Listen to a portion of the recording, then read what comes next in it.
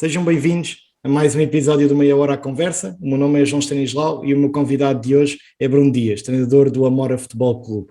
Eu já tive o prazer de colaborar com o Bruno no início deste ano e sei que é um jovem treinador bastante ambicioso, autor de um livro e com um objetivo de carreira relacionado com a idade. Mas nós já lá vamos. Antes de mais, Bruno, agradecer-te por teres aceito o meu convite e aquilo que eu te pedia era que apresentasses e que dissesses como é que é o Bruno Dias enquanto pessoa e enquanto treinador. Olá, João. Antes de mais, agradecer o convite e a recordação no meu nome para partilhar esta iniciativa contigo, dar-te os parabéns pela iniciativa e, muito rapidamente, vou tentar ser o mais resumido possível. Basicamente, eu sou um treinador apaixonado pelo treino e pela liderança. É isso, e fundamentalmente pelas pessoas, pelo entendimento das pessoas e por aquilo que o ser humano é capaz de dar enquanto ser que se pode transformar e melhorar-se a cada dia. E, portanto, eu acho que esse é o papel do treinador, e eu sou assim no treino, e se sou assim no treino, sou assim na vida, porque eu não acredito que existam pessoas que são uma coisa no treino e outra coisa completamente diferente na vida. Normalmente está tudo interligado. E, portanto, basicamente, eu sou assim e é isso que eu quero transmitir a todos. Sou uma pessoa que acredita que sou capaz de ajudar as pessoas a transformarem-se e a terem a melhor versão de si mesmo. Antes de ingressarmos propriamente no futebol, sei que tens um site próprio para promoveres a tua carreira. Escreveste um livro relacionado com o futebol. Queres falar um pouco sobre a tua relação com o futebol? Porque afinal, tu e o futebol têm mais do que apenas uma mera relação de treinador, não é? É verdade. Basicamente, eu comecei a analisar o jogo desde miúdo, no bairro. Comecei a jogá-lo e comecei a analisar dessa forma. E depois, rapidamente, aos 16 anos, exatamente, aos 16 anos, deixei de jogar e percebi que o meu caminho seria como treinador. Obviamente que existe aqui o efeito Mourinho, é inevitável, principalmente a malta da minha idade. Eu creio que aquelas pessoas que tinham como sonho ser jogadores rapidamente perceberam pela sua ausência de qualidade que poderiam ter um caminho diferente, como o Mourinho fez enquanto treinador. E depois comecei a analisar jogo, tive a felicidade de começar a ser convidado para comentar futebol em rádios locais e, entretanto, acabei por ter a felicidade de, através desse trabalho, as rádios nacionais me chamarem, neste caso a TSF, depois a Sport TV, com os comentários que eu fazia na TSF, chamou-me para poder fazer televisão, o que ainda faço hoje, essas duas colaborações. Depois tenho a felicidade, no meio deste percurso e no estudo que fiz na Faculdade de Nutricidade Humana, onde me licenciei em Gestão do Desporto e tenho um mestrado em treino desportivo, conhecer um senhor que é um dos meus mentores, que se chama Manuel Sérgio, que no fundo, quando eu saí do meu último projeto do Sacavenense, me lançou o desafio que era o momento de eu escrever um livro. Eu nunca acreditei que isso era possível. Primeiro nem acreditei que fosse escrever mesmo um livro, e depois nunca acreditei que alguém lesse o livro. Essa era logo a primeira questão. A verdade é que, dentro do desafio do professor, e como eu tenho uma relação mesmo muito próxima com ele, acabei por aceitar o desafio, que me pareceu que era muito interessante e que eu teria de me transcender, e portanto acabava por ser mais uma transformação que o professor iria gerar em mim e que eu iria ser melhor no final, e acabou por surgir esta obra que aqui está, que eu creio que já está terminada ou concluída, como quiseres dizer, ou inspirada não é o termo certo. A primeira edição já esgotou, penso eu, já vamos na segunda edição por parte da Prime Book, que apostou no livro, e o livro basicamente é sobre isto, é olharmos aquilo que é a liderança e como é que através do treino nós transformamos não só jogadores, mas acima de tudo homens, porque é isso que eu acredito, que o futebol é jogado por homens, e se nós compreendemos os homens, vamos compreender o jogo, e portanto esse é muito o meu... Deixa-me fazer-te uma pergunta, já que falaste aí do Mourinho. É que eu acho que tu estás a surgir numa geração de talentosos treinadores portugueses, se me permites dizer, e eu acho que nós estamos cada vez melhor a formar treinadores, principalmente em termos táticos. O treinador português é melhor que os outros, na tua opinião? É difícil comparar para ser justo, essa é a verdade. Nós temos o sentido patriótico, obviamente, de considerar que sim, Eu até fiz um estudo há uns anos atrás, em parceria com o professor Rui Biscaia, para tentarmos perceber qual é a percepção do público, na sua generalidade, do público, neste caso português, quais os fatores distintivos do treinador português, comparativamente, obviamente, com todos os treinadores que não são portugueses. E o estudo indicou-nos que os 2 traços distintivos era a competência técnica ou tática, se quisermos assim, e depois a qualidade das relações humanas, ou seja, a forma como o treinador entendia o lado humano do jogo, portanto, dos jogadores, dos dirigentes, dos adeptos. Eram os 2 traços distintivos por parte dos treinadores portugueses. Eu tendo a dizer que os treinadores portugueses, ou os melhores treinadores portugueses, são dos melhores do mundo. Eu acredito que sim. Agora, não sou ousado o suficiente para dizer que somos muito melhores que todos os treinadores. Isso eu creio que não. Existem bons treinadores em todos os países, existem maus treinadores em todos os países, incluindo em Portugal. Existem treinadores que querem evoluir muito em todos os países e existem treinadores que não querem preocupar-se tanto com a sua evolução. Então eu aí sou um bocadinho mais racional, creio eu, a maioria do público português, e alguns dos treinadores que eu percebo que para se promoverem a si, promovem também essa escola do treinador português, que também seria uma longa discussão, mas eu gosto de ser racional e dizer-te que há muitos treinadores portugueses muito bons, mas existem outras nacionalidades que também os têm. Outra coisa que eu sei sobre ti, para além daquilo que já referiste, é que és muito ligado à tua família e aos teus colegas de equipa técnica. Essa união que queres ter com as pessoas que te são próximas é algo que incutes para a tua equipa? Uma equipa que tu treinas tem que ser forçosamente unida? Forçosamente unida. É consequência do dia-a-dia, da intensidade com que nós vivemos todas as ações, todos os comportamentos. Quer dizer, e há uma lei da fisiologia que é interessante, a lei do tudo ou nada. E no fundo eu sou assim na minha vida. Enquanto eu que estabeleço alguma relação, eu dou tudo. E não admito que não dê nada, porque senão a relação não vai acontecer. E é no fundo isso que acontece com a minha família, no fundo isso que acontece com a equipa técnica, para mim também faz parte da família. Os meus jogadores, quando eu trabalho com eles, também são a minha família. Eu tenho uma vantagem, e creio que com o passar do tempo fui tendo essa vantagem, que é o facto de ser pai do gêmeos. E eu lembro-me perfeitamente de um treinador com quem privei há algum tempo atrás me dizer o seguinte: olha, quando fores pai vais ser melhor treinador. E eu fiquei nesta perspectiva, já sou há 14 anos de treinador, não é? E só há 3 anos vai fazer 3 anos este ano que sou pai. E depois percebi o que estava a dizer, porque se tu dizes que não às tuas filhas, dizes que não a toda a gente. É muito simples, não vale a pena, os jogadores não têm hipótese nenhuma. Se tu dizes que não às tuas filhas, é muito fácil. Mas essa é a relação que eu tenho. Eu trato toda a gente como se fosse da minha família, porque é assim que eu sei estar na vida. É igual aos meus amigos, igual às pessoas que colaboram comigo, toda a gente. Agora, ser da família não significa que eu sou paninhos quentes, atenção. Depois podes procurar a família se é fácil ser meu familiar ou não, mas eu digo o que tenho a dizer, sou genuíno, no fundo é isso.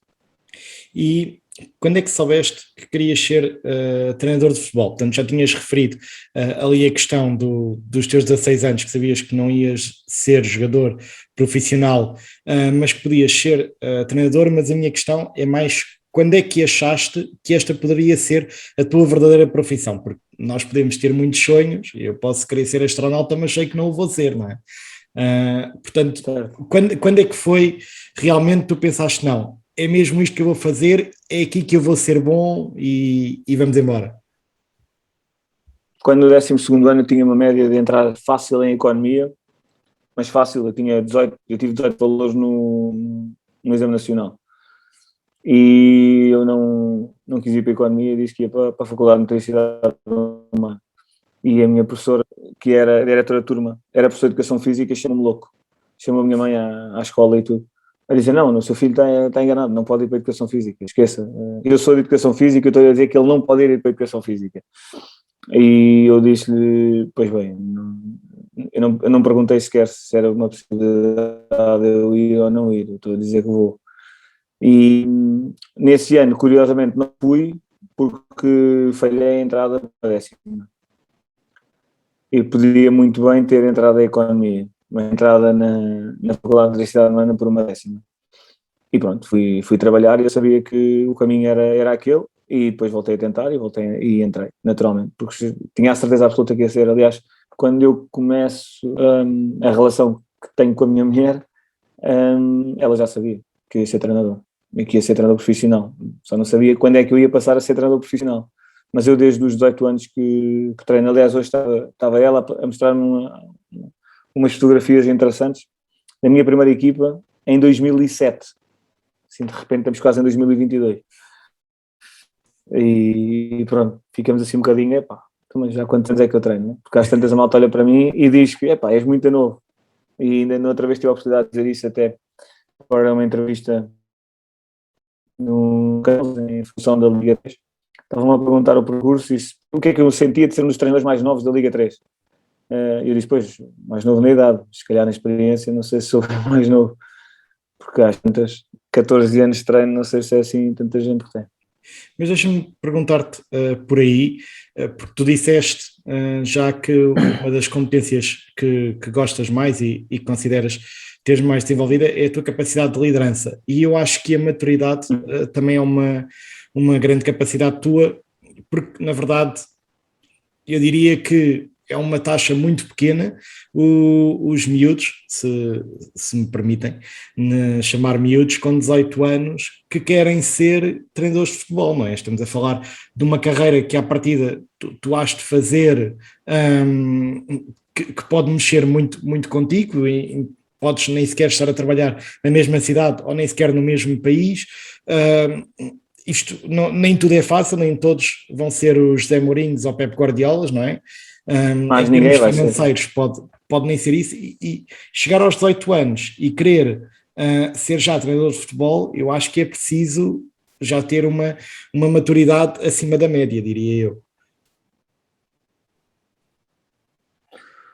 Olha, eu percebo a ideia, mas estou um bocadinho em desacordo. Porquê? Porque eu acho que muitos querem. A diferença está naqueles que são capazes de percorrer o caminho para lá chegar. Porque aos 18 anos muita gente quer, muita gente olha para o Mourinho e eu vou fazer aquilo. Agora se calhar olham para o Nagelsmann e vão fazer aquilo. Só que se calhar chegas aos 28 anos e não tens uma equipe Bundesliga para treinar. Se calhar ainda estás a treinar o Distrital, ou ainda estás a treinar os juvenis, ou ainda estás a ser adjunto de uma equipa qualquer. Eu acho que muita gente quer, a diferença não está no querer. Tu também queres ser rico, eu também quero ser rico. A questão é se somos ou não somos capazes de percorrer o caminho para ser ricos. Porque a malta tens duas opções: ou nasceste rico, algumas pessoas têm essa felicidade, ou então tens que percorrer um caminho para ser rico. E a questão é se estás disposto a fazer o caminho ou não. Eu como não nasci treinador, nem nasci em nenhuma família, a minha família não tem nada a ver com futebol, não tem nada a ver com futebol, tenho que percorrer o caminho. E obviamente que é um caminho mais longo do que quem está ligado ao meio, é natural, isso nem sequer é uma questão de injustiça ou justiça, é uma questão factual.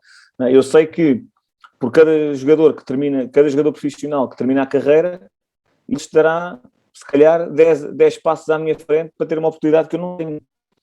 Agora, eu tenho duas hipóteses: ou vir para a parede, começo a dar murros à parede e cabeçadas e ponho-me a chorar e ponho-me a reclamar, ou então sigo caminho e não me importo com isso. Eu acho que a minha grande diferença é essa. Eu sou muito obstinado e muito focado naquilo que eu quero. E tenho a certeza absoluta que vou conseguir. E, portanto, independentemente do que aconteça, eu como tenho essa clareza do que quero e para onde vou e como é que vou lá chegar, não tenho grandes preocupações com o que me vai acontecendo, porque sei que o que me acontece é o melhor para mim naquele momento. Posso não estar a aprender a lição logo, mas mais tarde ou mais cedo vou aprender a lição e só vou cair no mesmo erro se não tiver aprendido a lição, que seria grave. Felizmente tenho caído nos mesmos erros ao longo do percurso, que é muito isso, porque é verdade que eu comecei aos 18 anos, mas se calhar difícil estás na faculdade, tens que ser tu a assumir a tua faculdade, porque a vida diz-te que é assim, e treinas uma equipa onde, agora já posso dizer, ganhava 150 euros, quer dizer, e pagavas a faculdade. É óbvio, não dormia a noite toda a trabalhar, mas foi a opção que eu tive, e isso é que é difícil, porque se calhar muitos ao final do primeiro ano dizem, ei, não estou para isto. Ao final do segundo ano dizem vão-te aumentar e dizem-te que vais ganhar 300 euros. E tu dizes, mas não como com 300 euros, isto nem existe. Não é? Mas percebes que as pessoas estão a valorizar o teu trabalho e que não podem dar mais. E a questão é se tu tens capacidade para encontrar soluções para aquilo que é a tua vida, para continuares a estudar, para continuares a investir. É um investimento muito grande, de tempo e de dinheiro, obviamente. Eu acho que a questão está aí. Agora é relativamente simples. Difícil, foi muito mais difícil há um tempo atrás, onde tinha menos oportunidades e, mais do que isso, tinha muito menos valor de mercado do que tenho hoje. E, portanto, aí foi difícil. Eu acho que a chave até agora esteve sempre aí. Nos momentos de maior adversidade, eu fui sempre capaz de encontrar uma solução e nunca perder o foco, porque muitas vezes o que acontece é que quando estamos numa situação confortável e essa situação não nos leva ao nosso destino, a tendência é manter-nos lá, porque é confortável. E eu procuro sempre estar fora dessa zona. Aliás, eu acho que é simples perceber isso. É muito confortável ser comentador de televisão e ninguém te coloca em causa. Televisão ou de rádio. E eu sou maluco o suficiente para ir para um clube, pôr-me em causa a mim e a tudo o que digo nos mídias. E, portanto, não sei se há muita gente que faz isso. Claro. Tu começaste a tua carreira como treinador profissional na época 17-18 no Sacavenense. Estás agora a ir apenas para a tua quinta época como treinador principal. Que diferenças há do treinador Bruno Dias da altura para agora? Já existem tantas do início desta época, quanto mais de há 4 ou 5 anos atrás. Não, são muitas. Primeiro porque tu tens que vivenciar um conjunto de situações enquanto líder da equipa. Eu pensava muito enquanto líder da equipa quando era treinador adjunto, é verdade, mas sempre mantendo-me no meu lugar e dando a opinião no sítio certo ao líder da equipa. Mas eu pensava como treinador principal. Ou seja, se eu fosse treinador principal, queria que o meu adjunto fizesse isso. Queria que a minha equipa fizesse aquilo. E agia como adjunto, não é?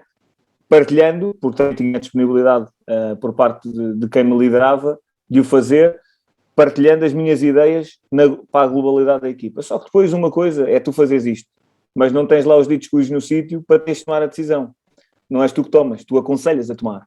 Mas depois, quando passas para a parte de tomar, é um crescimento grande, porque é irreversível, a decisão é sempre irreversível, não há... E mesmo que seja uma decisão que não foi tão bem ponderada, ou que mudou a variável depois de tu tomares a decisão, a culpa vai ser sempre tua, e portanto isso dá-te um crescimento brutal naquilo que é naquilo que é a sistematização das decisões e depois dos critérios que te levam a tomar a decisão e da forma como tu os comunicas a todas as pessoas envolvidas. E todas as pessoas envolvidas, primeiro, que são os mais importantes do jogo sempre, são os jogadores. Depois, obviamente, tu relacionas com a tua equipa técnica e eles também têm que saber tudo. Tens a direção e os adeptos, porque a mesma decisão é vista de 3 formas diferentes, ou 4 formas diferentes. E o treinador tem consciência disso. E comunicá-las de forma diferente, se calhar também é importante. Portanto, o crescimento é brutal, tanto ao nível dos exercícios, mas acima de tudo a nível da liderança. Mesmo ao nível dos exercícios já era algo que eu dominava, aliás, e tu sabes disso, eu dou formação de treinadores e, portanto, mesmo nesse campo de exercícios, metodologia de treino e tudo mais, é algo que eu estou bastante à vontade mesmo, e até algo que a minha equipa técnica me chateia bastante porque é difícil para eles, que eu sou muito agarrado a esse lado do treino. Claro, percebo. Agora deixa-me fazer-te 2 perguntas numa, porque na época passada acho que era unânime dizer que a equipa do Amora jogava mesmo muito bem. Tu achas que a tua equipa tem tudo para dar seguimento a isso? Porque afinal lidaste com várias saídas e entradas de jogadores. E também já agora aproveitar-te para te perguntar, esta liga obviamente será mais difícil, mas tu estás à espera que seja tão mais difícil que consigas ou não manter esse nível exibicional? Eu fico contente que toda a gente tenha essa ideia, que tu partilhes essa ideia também, que nós jogávamos mesmo muito bem. E é verdade, nós jogávamos mesmo muito bem. Muito mérito dos jogadores pela forma como eles interpretaram as nossas ideias e se foram adaptando e foram evoluindo ao longo do tempo. porque foi um grupo construído de novo. Nós entramos muito tarde na pré-época, fomos a última equipa técnica a entrar, creio eu. Tivemos uma pré-época de 15 dias e foi fantástica a forma como conseguimos recuperar o tempo perdido e conseguir umbrear até ao final com a vitória de Setúbal para ir à fase de subida da Liga 2, que ninguém acreditava. Aliás, estivemos a 18 pontos do Vitória e acabámos por ir ao Bonfim, de os igualar na classificação, que acabou por dar empate e pronto, o Vitória fechou o empate contra o Amora na sua casa, o que eu acho que é um indicador, tendo em conta a dimensão dos dois clubes. E depois na fase final fizemos uma fase final tremenda. Fomos crescendo e fomos apresentando uma maturidade de jogo que não era muito fácil. Num dos melhores momentos da época nós eliminámos o Feirense fácil no sentido de que não deixámos dúvidas. Obviamente que não foi fácil, porque o jogo foi tremendamente difícil, mas quando eu digo não deixámos dúvidas, foi sem espinhas. Chegou ao final e os próprios elementos do Feirense disseram, pá, vocês foram melhores. Não é aquele jogo de taça, que também já me aconteceu, em que sofremos ali os últimos 20 minutos, 30 minutos, um amasso que, pronto, valeu tudo, 2 bolas ao poste, Deus estava connosco, a bola em cima da linha não entrava, tudo bem. Não foi desse de jogos. E, portanto, eu acho que isso foi muito mérito dos jogadores e da forma como nós conseguimos também envolver na nossa ideia. Este ano é muito diferente porque apenas seguem 6 jogadores da época passada e esse é o novo desafio, temos que construir uma nova equipa numa competição que é muito mais difícil, também temos que dizer as coisas como elas são. Eu não me admiro nada que o último classificado ganhe ao primeiro de uma forma nada surpreendente e equilibrando o jogo e sendo capaz até de muitas vezes ao longo do jogo ser melhor. Agora, também tenho a certeza absoluta que o Amora vai jogar bem, não tenho dúvidas nenhumas. E não tenho dúvidas nenhumas que os jogadores do Amora vão estar muito melhores daqui a 3 meses do que estão agora e vão estar muito melhores no final da época do que estarão daqui a 3 meses. Mesmo também sendo o Amora das equipas que começou mais tarde por todas as contingências da alteração de donos da SAD. Ainda assim, eu creio que já houve aqui um primeiro cheirinho do que vai ser o Amora. Quando fomos jogar ao Bonfim, é verdade que o resultado foi mau para nós, porque perder é sempre mau, mas demonstramos que com menos de 2 semanas já somos capazes de encostar uma das melhores equipas da Liga às cordas e fazê-los correr atrás de nós, porque nós temos qualidade de jogo. Isso deixou-me satisfeito. Agora, não vale a pena ter vitórias morais. O que importa são os pontos, eles conquistaram os 3, mas essa lógica de ter qualidade de jogo, eu acho que já se viu neste primeiro jogo. Sim, aliás, a época passada pode-se mesmo dizer que estiveste a um penalti de distância de poderes potencialmente ir, não é? Literalmente. E repara a curiosidade, deixa-me só dizer que sim. Começa esta época com um penalti no Bonfim a tirarmos pontos. É verdade, num jogo que foi muito equilibrado entre as duas equipas, e eu acho que não é desprimor nenhum para a equipa de Setúbal dizer que se o resultado tivesse sido outro, ninguém ficaria surpreendido, na minha opinião. Eu acho que foi um jogo equilibrado para ambas as partes. Ainda assim, quem ganha merece sempre ganhar, é a minha opinião. E já agora aproveitando aquilo que tu foste dizendo, que eu acho que a Liga 3, a Zona Sul, vai ser muito equilibrada, porque na verdade todas as equipas já perderam pontos à segunda jornada, exceto o Cova da Piedade, que é precisamente o adversário do Amora no próximo dia 6 de setembro. Portanto, pode ser à segunda jornada a única equipa que está 6 de outubro. 6 de outubro, sim, exatamente. A equipa está preparada ou ainda falta muito tempo? Pode haver mexidas no plantel e só se pensa nisso depois? Como é que é feita esta preparação e estes dias de espera? É simples. Nós neste momento passamos aqui por uma nova pré-época, basicamente, em função do confinamento que fomos obrigados a ter, que é público, devido a alguns casos de Covid no seio da equipa, e a delegada de saúde, obviamente, é soberana na decisão, e portanto teremos que fazer uma nova pré-época. Já não fosse termos começado tarde, agora teremos que fazer uma nova pré-época. Contingências da época, mas que me deixam sempre com um sorriso, porque normalmente quando isto acontece, no final corre bem. E, portanto, estamos preparados para esse desafio também.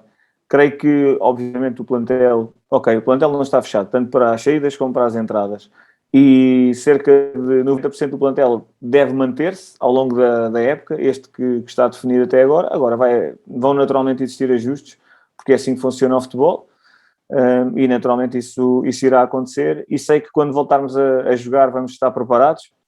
O próximo jogo vai ser contra o Pinhal-Novense para a Taça de Portugal, em função deste quadro que temos atualmente, mas voltaremos ao campeonato com toda a convicção que vamos somar pontos e vamos ser uma equipa competitiva a cada semana, não obstante de cada adversário ser absolutamente um desafio enorme para todas as equipas, e para nós não vai ser diferente. O que nós queremos é que também sintam que connosco vai ser um grande desafio, porque nós sabemos o que fazemos em campo, valorizamos os jogadores e valorizamos o jogo, que é algo que me parece que é muito importante, porque não basta dizer que queremos valorizar o jogo. É verdade que no final toda a gente só vai olhar para o resultado, mas eu acredito sempre que não podes só viver do resultado, porque às tantas, então, se o resultado não cai para o teu lado, o teu trabalho não existiu. Não é verdade. Há muitas equipas que não ganham assim tantas vezes e têm trabalhos absolutamente meritórios. Eu quero ganhar muitas vezes e tenho essa convicção que vamos conseguir, mas também quero ter esta base de sustentação dos meus jogadores serem melhores todos os dias e da nossa ideia de jogo ser uma ideia de jogo que cativa as pessoas para o estádio. Foi maravilhoso estar no Bonfim com mais de 1000 pessoas a ver o jogo. É verdade que a maioria não eram adeptos do Amora. É verdade que os adeptos do Amora que puderam foram ver o jogo. Mas é maravilhoso jogar para o público, é maravilhoso as emoções do público contagiarem os jogadores. E nós temos que ter essa preocupação de fazer com que as pessoas vão ao estádio e que gostam, que se entretenham do que estão a ver. Eu acho que este é um dos papéis importantes do futebol e nós não devemos esconder-nos nesse sentido. Devemos fazer exatamente isso. Procurar que as pessoas se divirtam no espetáculo. Isso era exatamente aquilo que eu te ia questionar agora, porque nós estamos a viver um período, não se pode dizer, infelizmente, que seja pós-Covid, mas que estamos a tentar ultrapassar aos poucos, e o futebol está a viver com isso, as pessoas a voltarem ao estádio, as pessoas a interagirem, se calhar, mais com os clubes que estão mais próximos, com os clubes da sua terra, e aquilo que eu te queria perguntar, e porque sei também da época passada que havia vários movimentos a apoiar-te, não só a ti como toda a equipa, aquilo que eu te quero perguntar é qual é a importância dos adeptos para uma equipa do Amora e o quanto é que isso pode influenciar nas vossas ambições e dentro do jogo o apoio que recebem, quanto é que isso pode influenciar de forma positiva. Para nós é fundamental. Honestamente, desde que eu cheguei ao Amora, tenho essa frustração, que é nunca ter tido os adeptos na Medideira. Infelizmente não vou ter, porque a Medideira não vai ser o local onde nós vamos jogar. Mas eu acredito que vou ter os adeptos de Amora no estádio. Já os tive no Bonfim e fiquei muito orgulhoso da forma como eles se expressaram para a equipa, mesmo com a derrota que tivemos no campo, mas creio eu com um comportamento fantástico e com eles olharem com orgulho para nós e para aquilo que nós fizemos dentro de campo, sabendo o contexto em que nós estamos inseridos. E estou muito entusiasmado para que, quando nós sejamos capazes de jogar em casa, que está para já no Fabril, num quadro inicial, e depois no Carlos Sacramento, possamos ter as bancadas com muita gente da Amora, que nos vai ajudar muito, não tenho dúvidas nenhumas. Nós sentimos isso o ano passado muito nas redes sociais, em momentos-chave da época, ao primeiro jogo, foi muito importante para todos os jogadores sentirem onde é que estavam. Por exemplo, a deslocação ao Bonfim, nós fomos em cortejo até a autoestrada desde a Medideira, e eu tenho a certeza que este ano estes movimentos vão ser consecutivos no decorrer do tempo, vão acontecer muitas vezes, porque os amorenses vão orgulhar-se muito, mais uma vez, daquilo que a equipa faz dentro de campo. Portanto, são fundamentais para nós, são a força do clube. Aliás, o clube tem esta dimensão histórica de fazer neste ano os 100 anos, mas estes 100 anos têm mais valor por aqueles que são os homens e as mulheres que fizeram a história do Amora e que hoje são adeptos na banca apoiar-nos. E, portanto, nós temos essa noção e temos essa responsabilidade e queremos que eles nos apoiem e que, mas podem nos ajudar fora do campo com toda a sua energia positiva para que nós sejamos capazes de superar os diferentes obstáculos que vamos ter, e sabemos que vai ser uma época duríssima, com muitas adversidades, mas o 12º jogador na Amora funciona. Eu não vivi enquanto amorense no banco, vivi ao contrário e foi extraordinário. Portanto, eu faço ideia o que será a nosso favor. Claro. Eu, por fim, tenho aqui uma rúbrica no nosso canal, que é o tempo de compensação. São perguntas rápidas que eu pedia também uma resposta rápida. Vamos a isso? Vamos a isso. Vamos a isso. Primeira pergunta.